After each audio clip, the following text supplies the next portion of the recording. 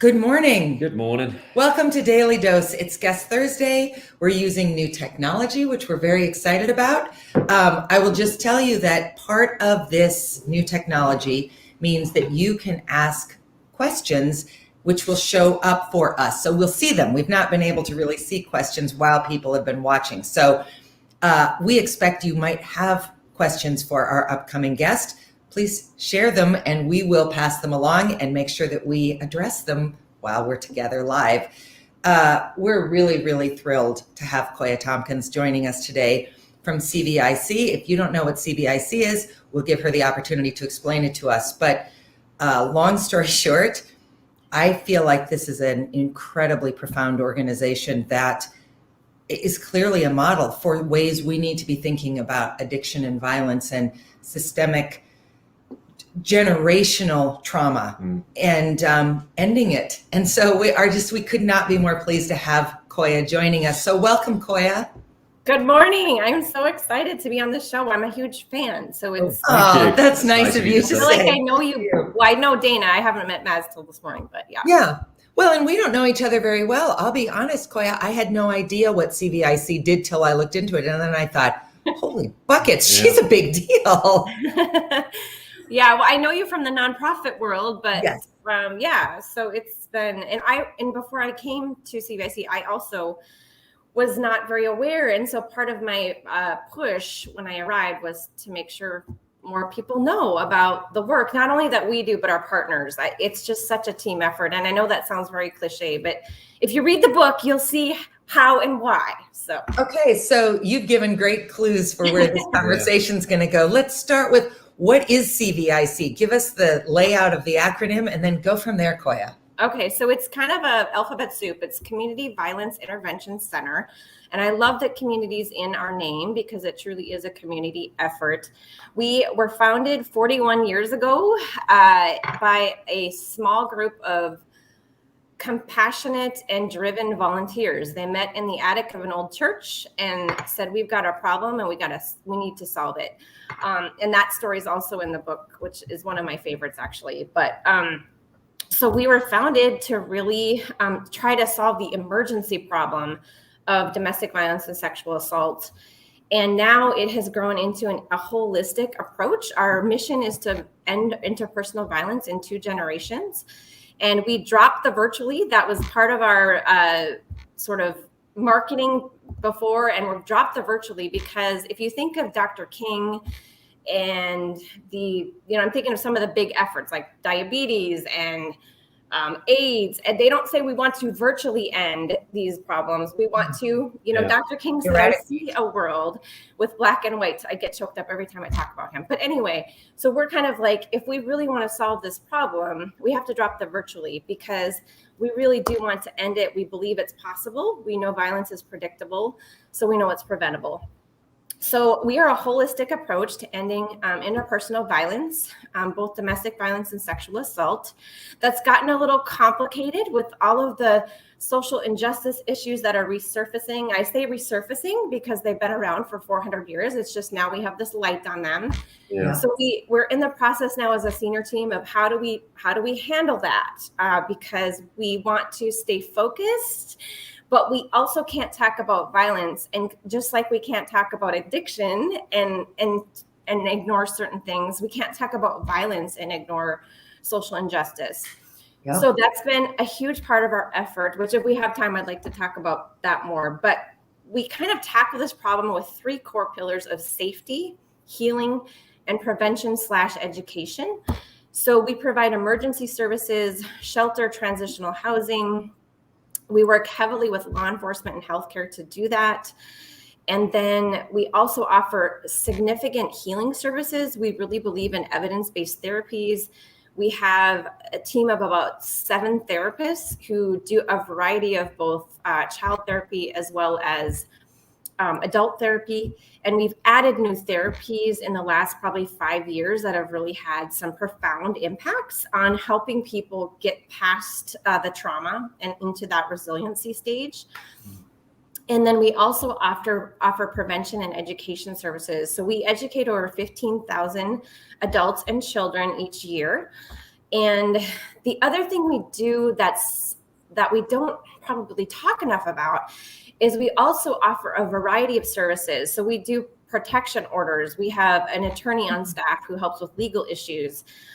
So it's not just that emergency safety, which is what people typically think of, that crisis, but unfortunately, that's going to be a part of our toolkit for a while. We're hoping eventually we won't have to have a crisis line, but for now, that's definitely part of our work. So it's a holistic approach. And then the aspect of our pillars that I get really passionate about is that prevention and education side, because we truly believe, especially with children, we know that there are 1,700 children with adverse childhood experiences, and that's really the foundation of what we call our Safer Tomorrows Roadmap, which is a fancy way of saying strategic plan. But we know there are 1,700 kiddos with severe trauma, so that would be 4 or more adverse childhood experiences. So if you take a test, which I've done, there's 10, and if a kiddo has 4 or more, we consider them to have severe trauma. So those are ancillary things to violence, observing it in the home, a parent in prison, divorce, different things that can complicate this very big problem. So that's why we need partners to help us get through this. So that's in a nutshell. You got to cut me off because I get passionate and then you should get passionate about it, Coiya. It's passionate work. And you certainly don't want the leader of that to be sort of blasé about ending generational trauma and violence. So you're based in Grand Forks. Mm-hmm. And, because we live in Fargo, I think there's often a sense of like, well, where all the really amazing work is happening is Fargo. And as I was reading through what you sent us and your book, I was really struck by thinking this is the kind of program that probably could only be implemented in a community the size of Grand Forks, because you are large enough to have resources in place, but a little bit smaller than us. And so you might be a little bit more connected. You might be a little bit easier to bring people to the table. Not that it was easy to bring people to the table. I thought the book did such an incredible job of talking about the reality of how do you help a police force and a county sheriff's office see that what you can bring can enhance their work and what they're bringing can enhance your work. And you can be true partners, not afterthoughts or, well, we do this work and we stay in our lane and they do their work and they stay in their lane. But really the lane is just broadened so that everybody is serving the mission, which is to try to keep people from living in trauma. Yeah, I noticed that too. One of the first stories you talked about was about Mark Nelson, who is he technically the former police chief of Grand Forks? Current. There's 2 chiefs in there. One is the former chief of UND, but he's the current. He keeps talking about retirement. I'm like, I can't stop. Hold on, Mark. Yeah. Not yet. Sorry if I preempted that. His story about one of his officers who was slain in the line of duty at a domestic violence call. So that's how your book kind of starts off. Mm-hmm. I think it shows that this affects everybody. Mm-hmm. Well, and I was so struck by the number of children who are named in the book, who it takes it from being an abstract thing to thinking about that police officer's baby turning 6 in 2026. Right. And to Justice, who was beaten to death. And all I could think about actually was Justice's sibling, who is now in an adopted home. But like the trauma that child will carry for the rest of his life. How in the world do we work through that? And without programs like yours, you simply don't. You either live with it or it manifests itself in terrible, terrible ways. So I loved that you named children and made them very, very real for me. Not that trauma only happens to children, but we know that, I think we all know if you can help children have less trauma, they grow up to be adults who hopefully display less trauma and the effects of that. I think the first thing that struck me was the number of children just in Grand Forks that suffer through this problem. It's profound. And I think, if you guys have time, it'd be so fun to have you come up for a tour. But, one of the things we do when we do if we do a thorough tour, it takes us an hour and a half, and we show some videos. And one of the things that I'd love to have our program staff come back because they're the experts. Our VP of therapy has about 15 years of it's just fascinating. So, but one of the things that our program staff will educate on is they'll show a picture of a 5-year-old, a 3-year-old, and a baby.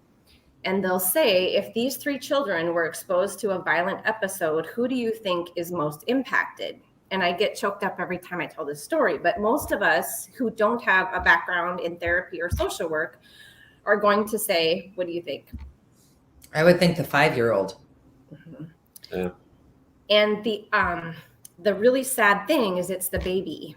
And it has a lot to do with what's happening those first several years of development in that kiddo's brain. And it's just, you think about some of the families, we often serve adults and children with more, a mom or dad might come to us with more than one kiddo. So you think about the impact of that.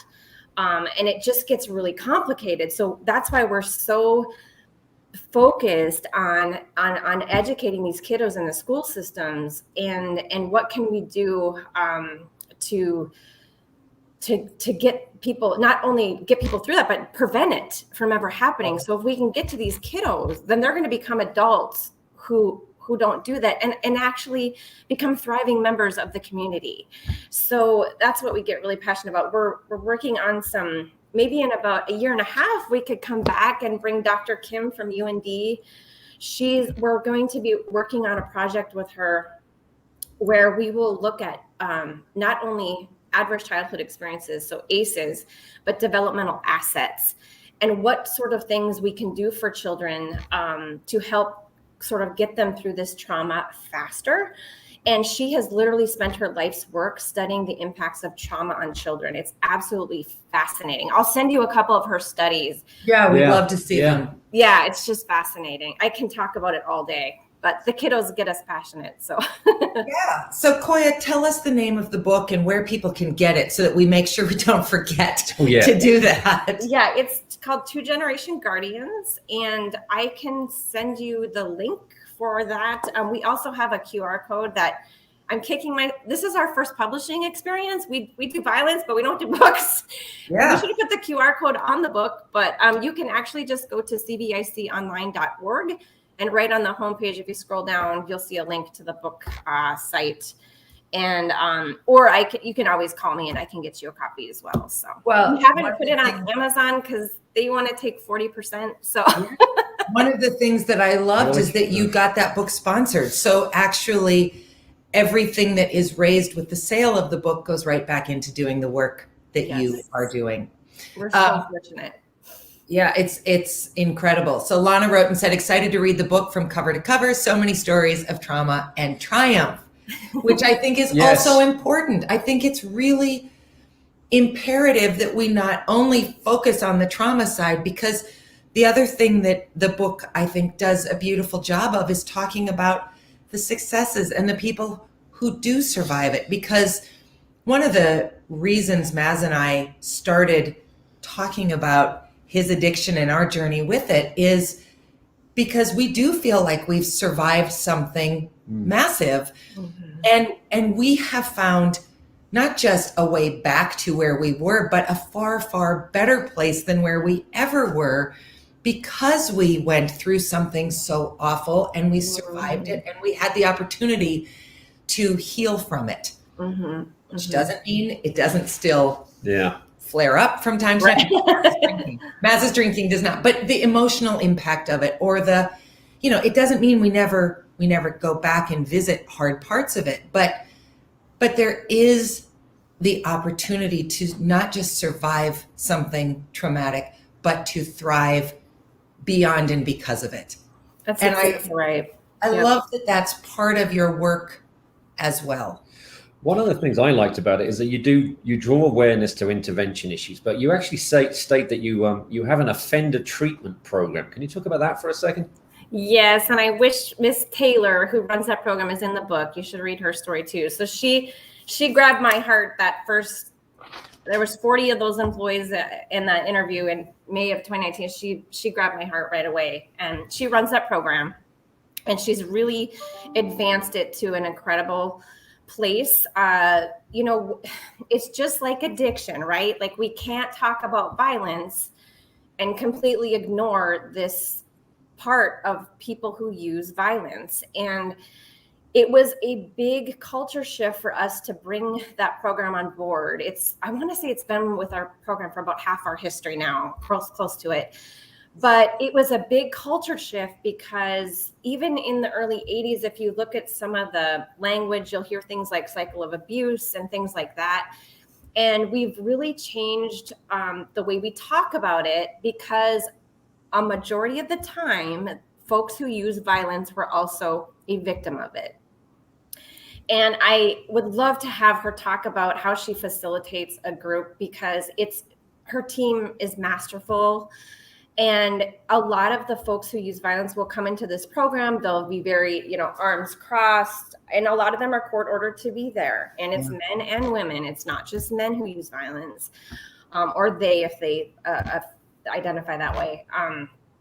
But they'll come in, sort of arms crossed. And then they discover that we view them as humans also, and that this is a free and safe space to work through these issues. And one of the most profound things has been for me that recently a few of them have asked if we could provide therapy services for their kids.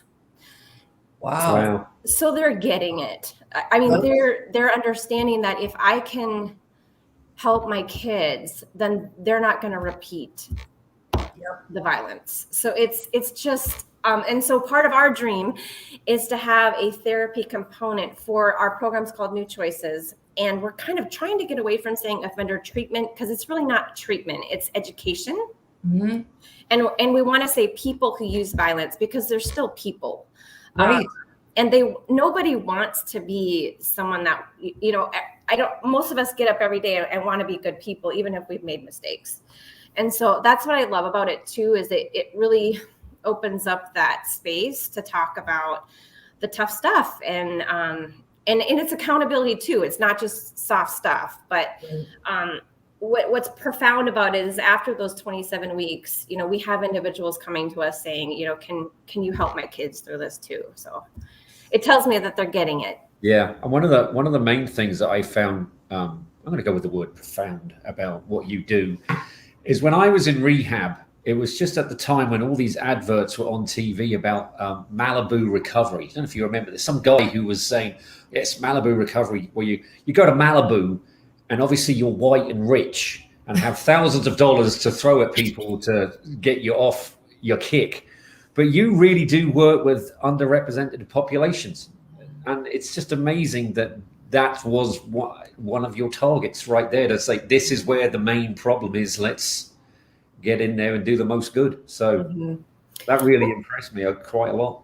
Well, and it's, they're people who use violence, they have jobs too. And so that's why we host the programs. We have an evening program. Part of the reason why we try to keep it downtown is it's close to a bus route. Not everyone has a car. Some people are on bikes. And so these are all the issues, that we don't think about. It's just like, well, pay the fee and get to the class. Well, okay, but I still have to hold down a job. And it's really fun to watch the folks who use violence. I had an opportunity to kind of observe in the courtroom aspect of it as well. And it truly is a team effort. I mean, it's not just law enforcement, it's that judge who's communicating with Taylor and her team about how are things going.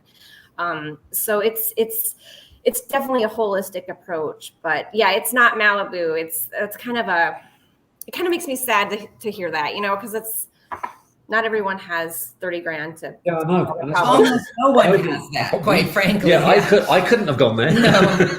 No. Yeah. So, Coiya, you brought something up at the beginning and it kind of goes along with this point, but you talked about, COVID brought its own challenges, but then there's been this racial reawakening. I really appreciate you saying that it's not a brand new thing. Mhm. It might feel brand new to those of us who look like the three of us, but certainly if you are someone who is in a marginalized community or a diverse community, it's not brand new. It's been multi-generational. So talk about that piece of it, because you reference it in the introduction to the book. I feel like if the book had come out 18 months earlier, that may not have been there because for whatever reason, George Floyd did change the world, changed the way we think about how we move through the world. So talk about that piece, because I want you to have the opportunity to do that. I so appreciate that. And I think I'd love to do another show where I could bring some of my team members who could speak. Oh, we'll definitely have you on again. So you just, you'll be like every fourth Thursday or something. Yeah. I just recognize my team, I joke that I have 80 employees, but it's really like having 80 mentors because they've been such great teachers through this process. But I do recognize my privilege now. I didn't even know what I've had to look a lot at, like microaggressions. I've had to look some of these terms up because not only do I not understand them, but I haven't lived them. Right. And I don't understand. So George Floyd died on, I believe, a Monday. Yeah, it was Memorial Day. Yeah, it was. In May. Yep. May of 2020. And literally 48 hours later, a sheriff's deputy went to a home to deliver a eviction notice. And within minutes, Grand Forks PD came to back up. And, we lost Cody that day. And it hits home personally for us at CVIC for a couple of reasons. One is law enforcement is literally like, I wouldn't even say a cousin. I'd say it's a brother in our work. We literally can't do it without the help of law enforcement. Many of us have personal relationships with the law, not only the PD, but the sheriff's office. And then on a very personal note, one of my dear friends and a member of our senior leadership team, it was her husband that responded to that call. Oh. And he survived. So there's a whole other swirling around that. Like, how do I support my friend? How do I support my team? And then, so we buried Cody on a Tuesday. And that evening but CVIC received a message from someone in the community saying, because we had Cody's badge number in our windows, and we, and it wasn't an intentional thing to dismiss people of color or everything George Floyd had gone through. It was really personal for us. Right in your neighborhood. Yeah. Yeah. And literally, they're 2 blocks away. So we had a member of the community saying, this is great that you're supporting law enforcement. What are you doing for this other part of the story? And it was a very fair question. A few of us struggled personally because it was like, can we grieve? Because we just buried him, right? And so, but it's a very fair question. And so as a team, we've really worked through that. And one of the things I'm really proud of is we have a senior team of 6 and an expanded growing mid-level management team of about 20. And so, of course, it was COVID, so we had to be on Zoom, which I hated, but we did it. And we got together on Zoom and we said, okay, we need to have a statement. We're saying we're about violence. We're about solving this. We have these other emotional things going on with our brother that died in law enforcement, but we can't ignore this problem. And so we got together, the 20 of us, and we talked it through. It was one of the most healing experiences I've had as a leader. There was variances of opinion and how it should be worded and what words we used. And I don't think all 20 of us agree on every letter that was in there, but it was a real opportunity to hold up that mirror and say, okay, if we're about solving violence, how does social injustice play into that? And what are we going to do about it? If we're leaders of this, how are we going to do that? So I'm trying to think, within the last year, we have started a diversity, equity, and inclusion task force. It represents about 25% of our employees. So 25 of the 80, and then a few board members are on it as well. Coiya, who's a kind of an expert of this at UND, is on the task force with us and helping to guide us a lot, because of course the task force, like kind of Grand Forks, it's heavily weighted in one area. Yeah. And Yeah. of course, diversity, equity, inclusion is not just about race. It's Right. disability, it's addiction. I mean, it's other things, yes. right? And Yep. so it's always that balance. And so every lens can look a little different Mhm. depending on your perspective. So it's been a challenging time. I mean, it's not all roses. The team's getting a little fatigued, frankly. But we're talking about it, you know, and I have a very dear friend, one of my best friends actually, who started educating me about privilege about 15 years ago. And she happens to be African American. And I called her after George Floyd died. And I just said, Cassandra, I'm struggling because one of my peers had to bury his employee last week. And one of my dear friends is struggling with the survival and trying to help her husband through all this. And I said, I just want to lead this team effectively. And how am I going to do it? And she said, don't worry about saying the wrong thing. Your heart will come through. Yeah. But she said, you're talking about it. And thank you. And thank you. Yeah. I mean, I just, I can never understand what it's like to be Cassandra, but I can certainly help contribute to solving this problem. Yeah. Well, and we can provide a platform. You're right. I mean, we have a task force as well at the Arts Partnership, because we realize that the arts have the potential to be such a place of healing and inclusivity if we think about it. Mm-hmm. If we stop saying that the only music that matters is from dead white European men, you know, those. So we all have a lot of work to do, and we can't start at mile 26 of the marathon. We have to start at the start line. And I'm sorry for everybody that so many of us are still at the starting line, but we are there and we've taken the first step. And I think that that will make a difference to your work, to my work. And most importantly, it will make a difference to our communities, and it will start to shift that power imbalance, because it's so beyond time. And it's so real. And the reality is we have to adjust. I mean, even the LGBTQ community, that's a very real thing for what we do. And we have to customize those services. Yes. Because otherwise, you know, we have heard comments like, I don't feel comfortable going to CVIC.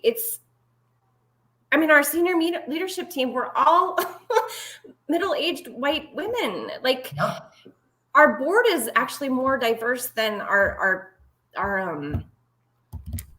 employee population, but like, people need to feel welcome there. And, you know, I had someone explain this to me so well about 3 or 4 years ago. She was explaining how, you know, and this was her perspective. She said, I have struggled with weight my entire life. And as much as I'd love to take advice from a 125-pound woman, I relate more to someone who's been where I am and has gotten through that. And I think that we have to take note of that as leaders of trying to end violence, that people have to be able to identify with that. And so we have work to do. We have a lot, and we're getting ready to hit send on a survey for our employees. And I'm a little nervous because I think it's going to shed light on a lot of challenges and opportunities, but I'm hoping this work will bring us together as a community. One of the things that makes me sad is I think we just see things through our own lens. And then instead of trying to really understand, it's creating division in our world. And I'd like to see this bring our community together. I know that's a Pollyanna way of looking at things, but that's what I want. Again, to reference back to Dr. King, if his goal was that his children could go to the public pool, that's on one hand a Pollyanna goal as well. But we know that represents something so much more significant and profound. I don't think it's Pollyanna to have the hope that it will work for good and not further division. If we don't have hope, what chance do we have to do anything? Right. The Exactly. same is true in, I hope to step away from the demons that hang on me. I mean, if you don't have it, you're kind of done before you start. Right. Coiya, this has been such a beautiful conversation, and I just want to say thank you for your work. And Yes. wow, I mean, I know you are relatively new in this role, and so you stepped into work that has long and deep and challenging and joyful roots. I know, but gosh, they probably could have hired a number of people and they chose you. So you're the right person at the right time to take it to the next level. And I think this book is going to do such an important bit of that legwork for you, just introducing people to members of your team and members of your community, and why these kinds of challenging, complex relationships are really the only way we'll actually change anything for anybody. Yeah. Well, thank you so much for having us. And I just really appreciate you incorporating this into your show, and even the work you're doing ongoing with your show. It just really, thank you for doing that, because addiction certainly plays into what we do too. Yeah. Yeah. Actually, I've got one last question now that you brought that up, if you don't mind. No, go ahead. So obviously the cycle of problems, you've got this domestic violence leads to mental illness, academic failure, which means you can't get a proper job, which, you're on the borderline, which causes, on the poverty line, it causes all these stresses. And it does come into substance abuse, but are more people, do you know any sense of substance abuse? Is it just alcohol? Is it certain drugs? Is it stuff you'd find in, if you're a child, would it stuff you could raid from your mother's medical cabinet, or like prescription drugs? Is that a bigger problem than going off and trying to find some meth down the street? Right. That's a great question for Therese, our VP of therapy. I do know it's not just alcohol. It can be a combination of things. A lot of our clients too come to us with, severe depression, layered on top. And so often addiction is a tool that's used to solve that. So yeah, that's a great question. I'm actually not sure what percentage is opioids versus over the counter versus, but certainly when you're in pain, you're going to look to things that take away that pain. Yep, absolutely. So. More work to be done, Coiya, for sure. Well, thank you so much for taking time to look into this, and thank you very much. Thanks for joining us and for the work that you do. We will definitely be back in touch with you and team members from CVIC, because it's very clear that we're all pointing in the same direction. Yeah. So it makes sense to keep finding ways to intersect together. Absolutely. Thanks so much. Everybody else, have an excellent weekend, and we'll see you a great day on Tuesday. You too. Bye. Thanks. Bye. Bye.